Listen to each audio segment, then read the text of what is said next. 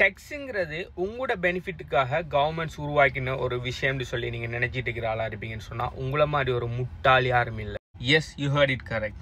டெக்ஸுங்கிறது பார்த்தீங்கன்னு சொன்னால் கவர்மெண்ட்ஸும் பேங்க்ஸும் சேர்ந்து வெறும் பேப்பரை, ஃபேக் பேப்பரை பிரிண்ட் அடிச்சு உங்கள்கிட்ட தாரத்தை நாளைக்கு நீங்கள் கொஷன் கேட்டக்கூடாதுங்கிறதுக்காக உங்கள்கிட்ட இருந்து நாங்கள் வாங்குற அந்த டெக்ஸ்டில் தான் எங்களோட கவர்மெண்ட் ரன் ஆகுதுன்னு சொல்லி ஒரு ஃபேக் பிம்பம் ஒன்றை கிரியேட் பண்ணுறதுக்காக உருவாக்கப்பட்ட ஒரு கள்ள ஸ்கேம் தான் இந்த டெக்ஸ். என்னென்ன வகையிலெல்லாம் இந்த டெக்ஸுங்கிற இந்த ஸ்கேமை இந்த கவர்மெண்ட்ஸ் நம்மள்ட்ட இருந்து எடுத்துகிட்டு இருக்காங்கன்னு சொன்னால், முதலாவது இன்கம் டேக்ஸ்.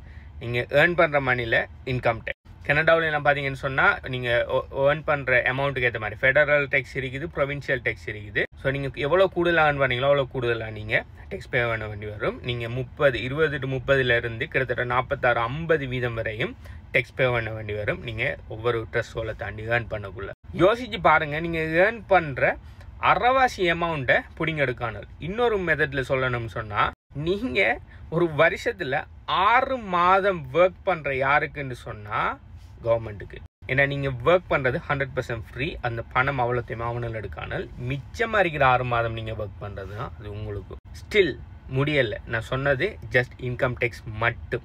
இன்கம் டேக்ஸ் மட்டுமே கிட்டத்தட்ட 30-50% சுரண்டிடுவானு. ரெண்டாவது, ஏர்ன் பண்ணுற பணத்தை நீங்கள் அதே ஃபேக் பேப்பர் கரன்சியில் சும்மா பேங்கில் வச்சுருப்பீங்கன்னு சொன்னால் இன்ஃப்ளேஷன் டேக்ஸ். இன்ஃப்ளேஷன் என்ன? கண்டினியூஸ் ஆனர் பிரிண்ட் பண்ணி தள்ளுறதால இன்றைக்கு $100 வாங்கக்கூடிய பொருளை இன்னொரு 5 வருஷத்தில் வாங்க முடியாது. ஆல்ரெடி 5 வருஷத்துக்கு முதல் $100 10 பொருள் வாங்கியிருப்பீங்கன்னு சொன்னால் இன்றைக்கு ஒரு 5 தான் வாங்கியாலும் அதே $100 இன்னொரு 5 வருஷத்தில் ஒரு பொருளை கூட வாங்க முடியாது. என்னது பேர்? Inflation. Inflation also kind of அவனோட டேக்ஸ் தான். ஓகே, ஆல்ரெடி டேக்ஸை பிடிச்சிட்டு தந்துட்டானலா, அந்த பணத்தை கொண்டு போய் நீங்கள் எங்கே ஸ்பெண்ட் பண்ண போனீங்கன்னு சொன்னால் ஒவ்வொரு ப்ரொவின்ஸுக்கு ஏற்ற மாதிரி அடுத்த டேக்ஸ் ஸ்பெண்டிங் என்ன? Sales tax. எங்களுக்கு இந்த உங்களோட கல் டெக்ஸ் எல்லாம் மேலடா, நாங்கள் வெளிநாட்டுக்கு எங்கே நான் போய் வாழ்ந்துட்டு போகிறோம்டான்னு சொல்லி போட்டு டெக்ஸ் குறைய இருக்கிற அப்படி டெக்ஸே இல்லாத கண்ட்ரிக்கு நீங்கள் தப்பி ஓடினாலும் உங்களோட ப்ராப்பர்ட்டி ஏதோ அது அசெட் இன்ஜரிக்கும்னு சொன்னால் ப்ராப்பர்ட்டி டெக்ஸ் அடிப்பானது. நீங்கள் இருக்கிற அவசியம் இல்லை. உங்களோட ஏதாவது உடம்பஞ்சு இருந்தால் அதுக்கு ப்ராப்பர்ட்டி டெக்ஸ். சரி, சும்மா கள்ள பேப்பரில் வச்சிருந்தா இன்ஃப்ளேஷன் டேக்ஸ் அடிக்கணும்னு சொல்லி போட்டு அதை கொண்டு எங்கன்னா இன்வெஸ்ட் பண்ணினீங்கன்னு சொன்னால் இன்வெஸ்ட் பண்ணக்குள்ளன்னு சொல்ல மாட்டேன். ஏன்னா இன்வெஸ்ட் பண்ணக்குள்ள டெக்ஸ் அடிப்பானோன்னா நாளைக்கு அந்த இன்வெஸ்ட்மெண்ட் லொஸ்ட்டில் பண்ணிக்கணும்னா நீங்கள் ஹேப்பிங்களே என்ன நீ இது டெக்ஸ் அடிச்சுட்டே இப்போ என்ன நான் லொஸ்ட்டாக போய்துன்னு சொல்லி. அதனால் இன்வெஸ்ட் பண்ணக்குள்ளன்னு செய்ய மாட்டாங்க. நீங்கள் இன்வெஸ்ட் பண்ணி அந்த இன்வெஸ்ட்மெண்ட் க்ரோவ் ஆகுதுன்னு சொன்னால், க்ரோவ் ஆகி நீங்கள் ப்ராஃபிட்டபிளாக இருக்கீங்கன்னு சொன்னால் நாளைக்கு அதை வித்ட்ரா பண்ண போனீங்கன்னு சொன்னால் அடுத்த டெக்ஸ் கேபிட்டல் கெயின் டெக்ஸ். இதுவும் ஆல்மோஸ்ட் 50%. யோசிச்சு பாருங்க, ஆல் த ரிஸ்க் நீங்கள் அடிக்கிங்க. ஏதாவது ஒரு எசட்ல, ரியல் எஸ்டேட்லையோ பிட்காயின்ல எங்கேயோ போய் நீங்கள் இன்வெஸ்ட் பண்ணக்குள்ள அந்த இன்வெஸ்ட்மெண்ட் ரிஸ்க். ஓகே, மேலேயும் போகலாம் கீழேயும் போகலாம். நாளைக்கு அது நீங்கள் போட்ட இன்வெஸ்ட்மெண்ட் இல்லாமல் கூட போகலாம். ஸோ முழுமையான ரிஸ்கையும் நீங்கள் எடுக்கிங்க. நீங்கள் கஷ்டப்பட்டு நீங்கள் ஆல்ரெடி டெக்ஸ் அடிச்சு தந்த பணத்தை காப்பாற்றுறதுக்காக போய் நீங்கள் இன்வெஸ்ட் பண்ணுறீங்க. அப்படி இன்வெஸ்ட் பண்ணினது பிறகு அது லொஸ்ட்டாக போய்த்துன்னு சொன்னால், நீங்கள் இன்வெஸ்ட் பண்ணினது லொஸ்ட் ஆகிட்டு அப்படி இல்லாட்டி நீங்கள் மைனஸில் இருக்கீங்க, நட்டத்தில் விற்கிங்க அப்படின்னு சொன்னால் அது உங்களோட பிரச்சனை. அது எங்களோட பிரச்சனை இல்லை, கவர்மெண்ட்டை பிரச்சனை இல்லை. அது நீங்கள் போய் லொஸ் பண்ணினா எங்களோட இது இல்லை. ஆனால் உங்களோட இன்வெஸ்ட்மெண்ட் நல்லா போய் நாளைக்கு அது ப்ராஃபிட் ஆகிட்டு நல்லா ப்ராஃபிட்டில் விளையாடிங்கன்னா வாங்க 6 வருஷம் தாங்க, அது எங்களோட பிரச்சனை. இப்போ லொஸ்ட் ஆகினா அது அவனோட பிரச்சனை இல்லை. ஆனால் ப்ராஃபிட் எடுத்துட்டீங்கன்னா பாதி அவனுக்கு கொடுக்கணும். ஒன்றுமே செய்யலை, அவனோட ஒன்றுமே செய்யலை. சரின்னு சொல்லி போட்டு நீங்கள் போய் சரி பிஸ்னஸ் ஒன்று ஸ்டார்ட் பண்ணி நான் கூடுதலாக ஏர்ன் பண்ண போகிறேன்னு சொல்லி போட்டு அங்கே போனீங்கன்னு சொன்னால் கோஆப்ரேட்டிவ் பிஸ்னஸ் டேக்ஸ் வரும். அப்படி இல்லை, ஆல்ரெடி உங்களோட பேரண்ட்ஸில் யாராவது பணக்காராக்கள் அப்படி உங்களோட தாத்தா முப்பாட்டன் சொத்துலேருந்து என்னென்னா உங்களுக்கு இன்ஹெரிட்டன்ஸ் வந்தீங்கன்னா அதுக்கும் டேக்ஸ். உண்மையை சொல்ல போனால் நம்ம பாவிச்சிட்டு இருக்கிற இந்த பேப்பர் கரன்சியே ஃபேக் கைஸ். அது எந்த விதமான பேக்கிங் அப்புமே இல்லாமல் சும்மா பிரிண்ட் அடித்து தள்ளிட்டு இருக்கானுங்க. இது சம்மந்தமாக ஆல்ரெடி இன்னொரு வீடியோ ஒன்று போட்டுட்டேன். ஆல்ரெடி கோல்டை பேக் பண்ணி தான் கோல்டு ஸ்டாண்டர்டில் தான் பிரிண்ட் அடிச்சிட்டு இருந்தாங்க. அதுக்கு பிறகு அவனால் கூடுதலாக பிரிண்ட் அடிக்க முடியலைங்கிற காரணத்துக்காக கோல்டு ஸ்டாண்டர்டை இல்லாமல் ஆக்கிட்டு இப்போ பிரிண்ட் அடிச்சிட்டு இருக்காங்க. அதை இந்த ஸ்கேமை செஞ்சிட்டு இருக்காங்க. நம்ம போய் அது கொஸ்டின் கேட்டப்ப என்னடா நீங்கள் நினைச்ச மாதிரி பிரிண்ட் அடித்து எங்களோட வாழ்வாதாரம் பொருட்கள விலையெல்லாம் கூடுதுன்னு சொல்லி நம்ம கேட்டுறப்படாங்கிறதுக்காக எங்களோட கவர்மெண்ட்ஸும் பேங்க்ஸும் ரன் ஆகுது நீங்கள் பே பண்ணுற டெக்ஸில் தான் சொல்லி ஒரு ஃபேக் பிம்பத்தை காட்டுறதுக்காகத்தான் இப்படி கேவலமாக டெக்ஸ் அடித்து எவ்வளவு ஏர்ன் பண்ணினாலும் காணா. நீங்கள் 2 வேலை 3 வேலை செஞ்சாலும் உங்களுக்கு காணாங்கிற அளவுக்கு லிவிங் காஸ்ட்டை கொண்டு வந்து வச்சிருக்காங்க.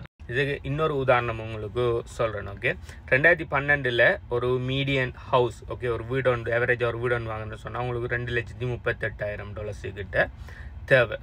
2028 அதே மீடியன் ஹவுஸை வாங்குறதுக்கு $5,90,000 தேவை. இது கனடா வரைக்கும்னு சொன்னால் இதே மீடியன் ஹவுஸுக்கு 1 மில்லியனுக்கு மேலே போயிட்டு இருக்கு. ஏன்னா கனடா படுகுழியில் போயிட்டு இருக்குது. யூஎஸோட டீட்டெயில்ஸ் எனக்கு கிடச்சிக்கு. ஆனால் இதே விஷயம் கனடாவை பார்த்தீங்கன்னா இது 1 மில்லியன் 2 மில்லியனுக்கு போகணும். அப்போ இதுக்குரிய சொல்யூஷன் தான் என்ன? இப்படி இவன் கவர்மெண்ட்டும் பேங்க்ஸும் நம்மளை அப்படி கொள்ளையடிக்கிறதுக்குரிய சொல்யூஷன் தான் என்னன்னு கேட்பீங்கன்னு சொன்னால் ஒரு சொல்யூஷன் தான் இது பிட்காயின். ஏன்னு சொன்னால் பிட்காயின் ஃபிக்ஸ் சப்ளை, யாராலையும் மேனிபுலேட் பண்ணலாம், யாராலையும் நினைச்ச மாதிரி பின்னடிக்கலாம். உலகத்துக்கு 21 மில்லியன் பிட்காயின் தான் வரதுக்கு இருக்குது. அதாவது பிட்காயினோ ஒரு தனி நபரோ ஒரு தனி கவர்மெண்ட்டோ தனி கம்பெனியோ கண்ட்ரோல் பண்ணல. உலகம் பூரா இருக்கிற இண்டிபெண்டன்ட் மைனர்ஸால பிட்காயின் கண்ட்ரோல் பண்ணப்பட்டு ரன் பண்ணிட்டு இருக்குது. அதனால தான் 16 வருஷமாயும் இன்னும் பிட்காயின்ல எந்த விதமான மாற்றமும் நிகழல, எந்த விதமான ஹெக்கு நடக்கல, எந்த விதமான தலையீடுகளும் வரல. இதுவரைக்கும் இண்டிபெண்டன்டா சக்சஸ்ஃபுல்லா ரன் ஆகிட்டு இருக்குது. அதே 2012 சரியான நீங்கள் ஒரு வீடு வாங்குறேன்னு சொன்னால் உங்களுக்கு 43,000 பிட்காயின் தேவை. ஆனால் 2028 இதே பெறுமதிக்கு ஜஸ்ட் 0.4 பிட்காயின் இருந்தாலே நீங்கள் வீடு வாங்கியிருக்கலாம். ஸோ நீங்கள் 2012 நீங்கள் 2,38,000 பணத்தை வீடு வாங்காமல் பிட்காயின் வாங்கியிருப்பீங்கன்னு சொன்னால் உங்களுக்கு 43,000 பிட்காயின் கிடைச்சிருக்கும். அந்த பிட்காயின் எடுத்துக்கு வந்து இன்றைக்கு வீடு வாங்குவீங்கன்னு சொன்னால் இதே வீடு மாதிரி 100 கணக்கில் வீடு வாங்கியிருக்கலாம். ஸோ 2028 வரல. ஆனால் 2028 பிட்காயின் இப்போவே $100,000 வந்துட்டு நாளைக்கு $1 மில்லியன் கிட்ட போகக்குள்ள ஓகே நீங்கள் இதை மாதிரி 2 வீடு 3 வீடு 10 100 வீடுன்னு சொல்லி வாங்கிட்டு போகலாம். இப்போ அடுத்த வருஷம் வரலாம். அப்போ பிட்காயினில் இன்வெஸ்ட் பண்ணினா மட்டும் இவனால் விட்டுருவானல்லா, இவனால் அதுக்கும் டெக்ஸ் அடிப்பானாலேன்னு சொல்லி உங்களுக்கு ஒரு கொஸ்டின் ஒன்று வரலாம்.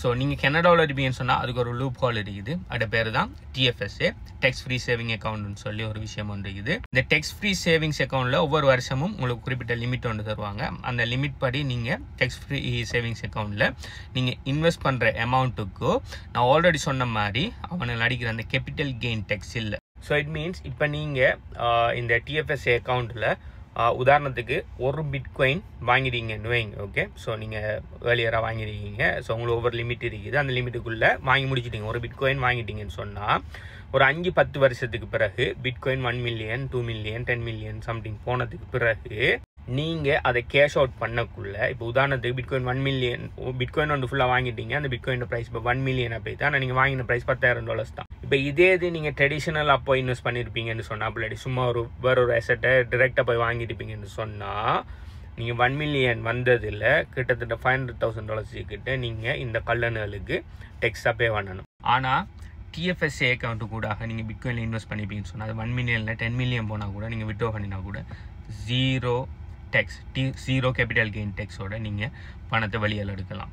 ஸோ இந்த TFSA அக்கௌண்ட் எப்படி கிரியேட் பண்ணுற, இந்த TFSA அக்கௌண்ட் கிரியேட் பண்ணி எப்படி பிட்காயின் வாங்குற, அப்படி இல்லைன்னு சொன்னால் நீங்கள் வெளிநாட்டில் இருப்பீங்கன்னு சொன்னாலும் பிட்காயினில் இன்வெஸ்ட் பண்ணுற எப்படி, பிட்காயினில் ஏர்ன் பண்ணுற அப்படி சொல்லி மேலே டீட்டெயில்ஸ் பிட்காயின் சம்மந்தமான டீட்டெயில்ஸ் வேணும்னு சொன்னால் நீங்கள் இந்த வீடியோ பார்த்துட்டு இருக்கிற டைமுக்கு இந்த வீடியோ எத்தனை லைக் இருங்கிறத கீழே கமெண்ட் பண்ணுங்கள். சம்மந்தமான மேலே டீட்டெயில்ஸ் தானே. அதோட சேர்த்து நான் இந்த கதைச்சு இந்த டெக்ஸ்ட் சம்பந்தமான விஷயத்தை பற்றி நீங்கள் என்ன நினைக்கிங்க?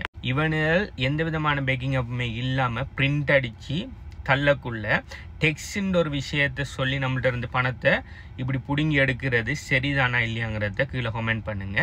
எந்த ஆர்கியூமெண்ட் என்னன்னு சொன்னா ஆல்ரெடி அவனை நினைச்ச மாதிரி தான் பிரிண்ட் அடிச்சுட்டு இருக்காங்க. எந்த விதமான பேக்கிங் அப்புமே இல்லை. ஸோ கவர்மெண்டால ஃப்ரீயா கொடுக்குற சில சர்வீஸ்கள் இருக்கு. உதாரணத்துக்கு இங்கே இருக்கிற ஹெல்த் கேர், அது இது ஸ்கூல்னு சொல்லி நிறைய கவர்மெண்ட் சர்வீஸ்ல கொடுக்கானோ. ஓகே, ஸோ அதெல்லாம் உங்களோட டெக்ஸ்ட்ல இருந்து நான் கொடுக்கணும்னு சொல்லி அவனை என்ன நான் சொன்னாலும் டெக்ஸ்ட்ல இருந்து கொடுக்க வேண்டிய எந்த அவசியமும் இல்லை. அவனோட வளமையா பிரிண்ட் அடிச்சு எப்படி பணத்தை பிரிண்ட் அடிச்சு ஆக்கல ஏமாத்தானாலும் அதே மாதிரி பிரிண்ட் அடிச்சு கவர்மெண்ட் ரன் பண்ணி போட்டு போகலாம். டெக்ஸ்ட் ஒன்று அடிச்சு நாங்கள் உங்களோட பணத்தெல்லாம் ரன் பண்றோங்கிற ஒரு ஃபேக் விமமெண்ட்டை காட்டுறதுக்காக தான் இதெல்லாம் செய்யறாங்கிறது எந்த குற்றச்சாட்டு. இதை பத்தி நீங்க என்ன நினைக்கிறத கீழே கமெண்ட் பண்ணுங்க. பை.